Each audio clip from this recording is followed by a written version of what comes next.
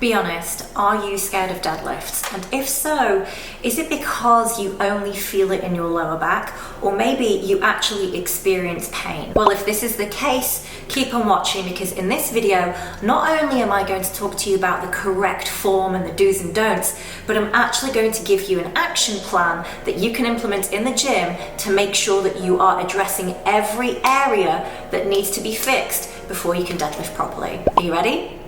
Let's get into it.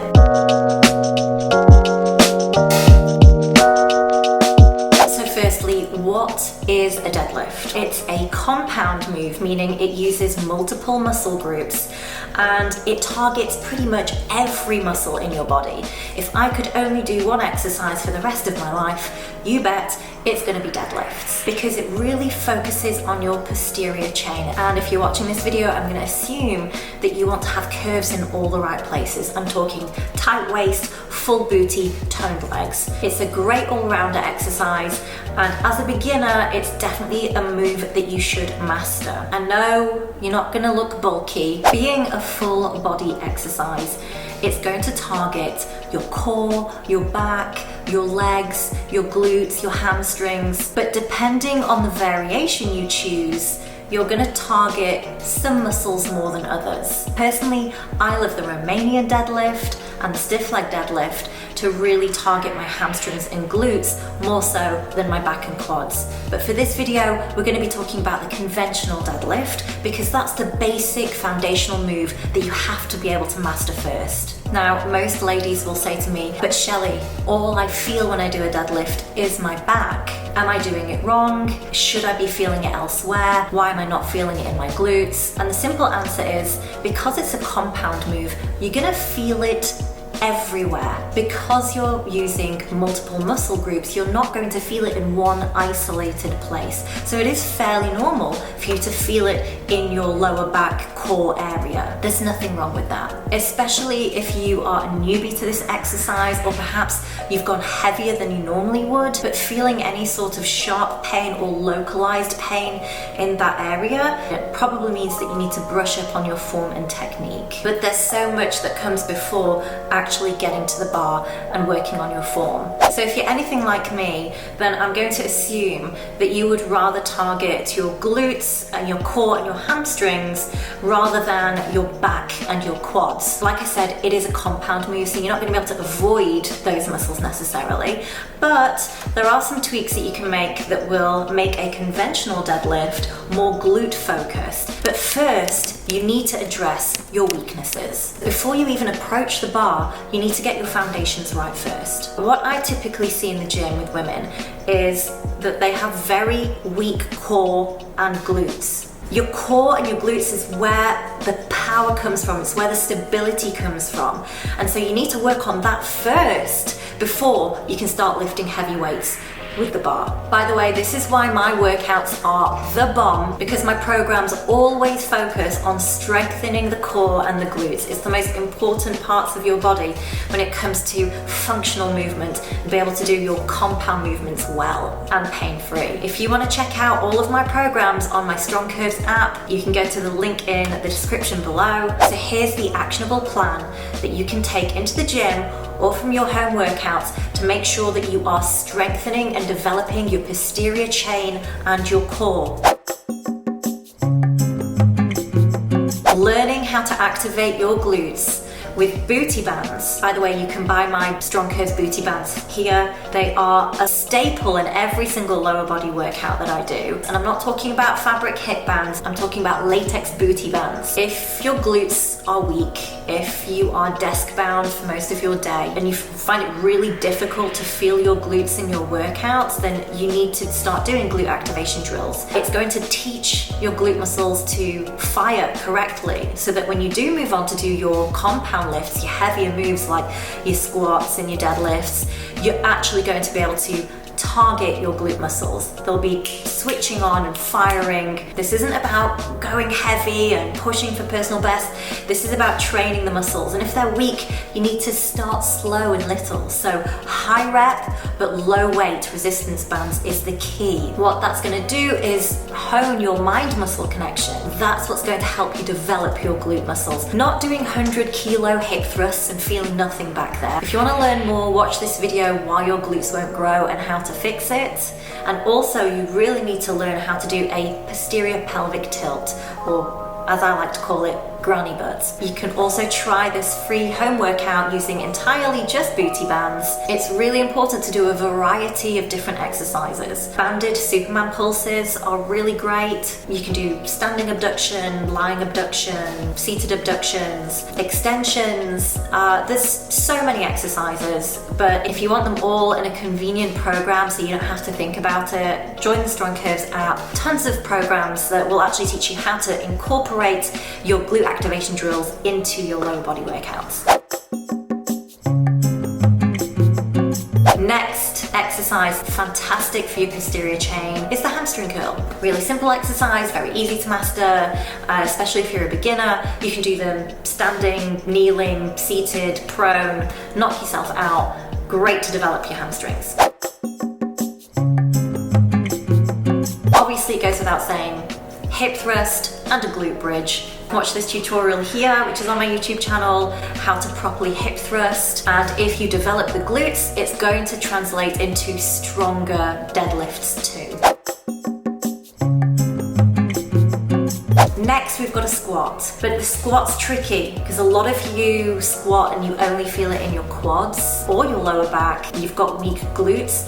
There are variations of a squat that will be much better for you. I really love the sumo squat using a kettlebell. You'll really feel it in the adductors, the inner thighs also, which tends to be weak for a lot of people. And again, if you can get strong in the squat and make it more glute focused, that's also going to translate into your deadlift too. Now, all of these exercises I've just told you are obviously lower body exercises, but they also massively target your core, especially the transverse abdominis or the inner core. This is like your natural weight belt, and I talk about this a lot. When I say a strong core, I'm not just talking about the superficial six-pack abs that you see.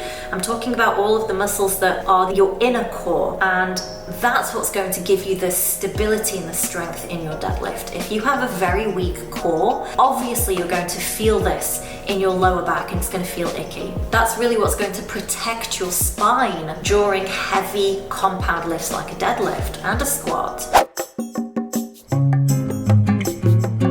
So in addition to strengthening your glutes, you also want to strengthen your core. And the best way to do this is to practice a stomach vacuum. I know that sounds insane. It looks weird. It's tricky to master, but I'm telling you now that if you master the stomach vacuum, not only is your waist going to shrink and tighten and give you that desired look that you want, but it's also going to really strengthen your transverse abdominis. And this really, really works in a short amount of time if you can master the move. I've got a video here how to do a stomach vacuum, so check that out too. You can do it standing up, you can do it on all fours. In addition to your stomach vacuum, you want to get really good at planks, side planks, and any sort of leg raise exercise. I like flutter kicks, bicycle, alternating leg raise. There's a ton to choose from. And like I said, for best results, you want to incorporate all of these exercises into a really solid program. Whew. Are you still with me? You've mastered glute activation. You know how to train your core. You know how to get strong in these moves. Now you can move into the deadlift zone. But we want to do this slow. You're not just going to go straight up to the bar and lift 100 kilos. We want to work our way up safely, and again by building that foundation. The main thing here is that you want to master the hip hinge movement. This is where a lot of people can get mixed up, and I see people doing kind of a half deadlift, half squat kind of move, and it's a mess.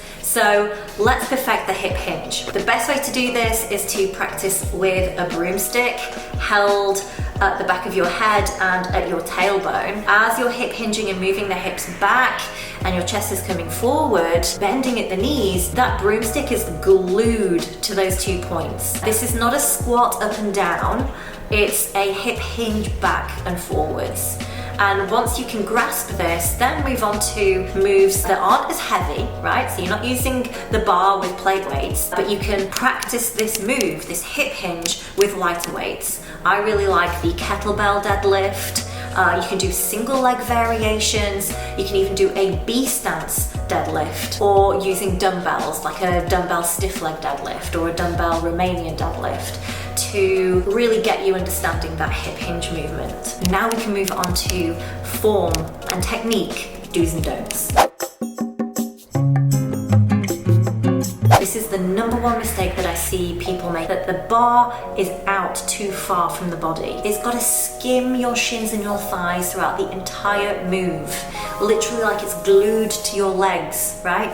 If there's any space between the bar and your body, you're going to feel that tension in the lower back. It's going to shift your gravitational center forward, and instead of being able to target the posterior chain, you're going to feel this in the lower back. It's going to feel really, really gross. You've learned how to strengthen your core. You've been doing your stomach vacuums, you've been doing your planks and your leg lifts. But if you don't know how to engage that and breathe correctly, your spine is going to hate you. So as you get into that starting position, your back is nice and flat. Take a deep inhale in, lock it down, lift on no breath, and exhale. So essentially you're lifting the weight on no breath. No breath equals strong.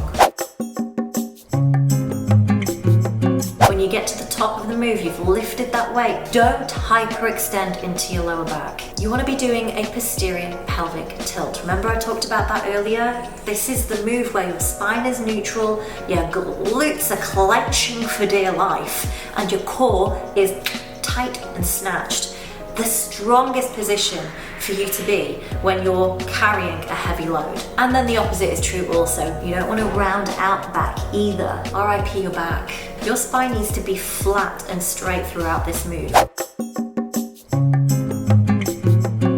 Don't yank or shrug the weight. Again, this is what I see a lot of newbies do because they're mentally preparing themselves to lift a heavy weight off the floor. They kind of do this like yanking motion. Yanking on that bar is just going to activate your arms and your upper back and your traps especially. Essentially what you're doing is initiating the move from the upper body, and when you do that, it leaves your core and your glutes as a kind of afterthought. Because you have weak wrists, your grip isn't strong, your upper body isn't strong, and so that yanking feels like it's the only way that you can lift that heavy weight.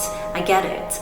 But to combat this, get yourself a pair of Versagrips or any sort of lifting straps, which are going to take the pressure off of your wrists, off of your grip, and allow you to really focus on driving that power through your lower body rather than yanking on the bar. Your arms should be relaxed in this movement and keep them straight throughout.